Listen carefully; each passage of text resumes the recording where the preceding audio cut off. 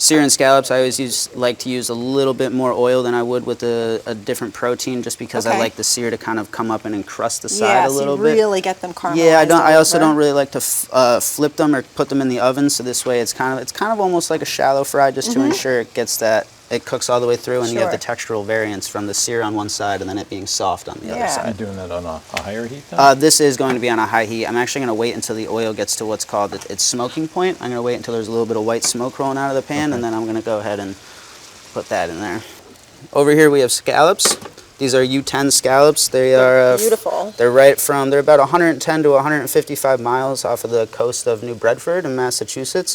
So they're not so local, but they don't make very long trips to get from where they come from to us. But you gotta love the cold water shellfish. Absolutely. Nice and cold. So we're gonna season this up a little bit.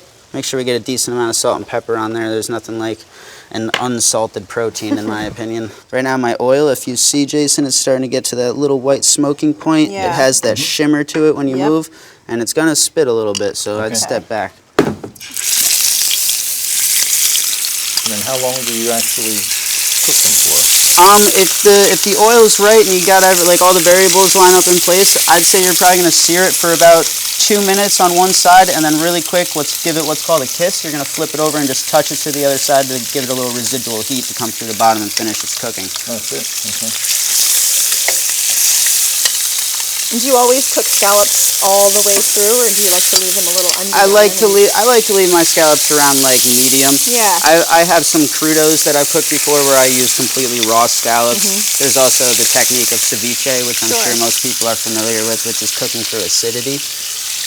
I noticed you haven't even touched these scallops since you put them in the pan. Nope, I'm just letting them. So what's happening right here is the protein on the bottom of the scallop is browning. That's called the Maillard reaction. It's very similar to the caramelization action, which is the browning of sugars. This here is the browning of proteins. And that really changes the flavor of a protein and kind of ties the whole room together when it comes to eating it. You can see that brownness starting to creep up on the sides. Look at that. That's so what I did, what you want on a what I did about 30 seconds ago is I killed the heat. I shut it off completely. I'm going to give these a quick flip. Wow. Let them just finish up cooking on the other side. And then, in the meantime, I'm going to grab a mixing bowl here. Just to set them in something while they rest. I don't know if you're familiar with a resting time or carryover cooking. I've heard of it. Okay, so when I take the scallop out of the pan, there's obviously going to be residual heat trapped inside of the scallop. So essentially it's going to keep on cooking a little bit when I take it out of the pan. So I want to take it out and allow that heat to escape so that the scallop is cooked evenly, because if you take it out and you cut it right in half, that heat is going to escape immediately and not allow itself to cook its way through the meat, which also, it just allows for the juices to stay inside of the protein. It allows for a much more even color when you cut it open, so if you're cutting a steak, it just makes it more visually appealing.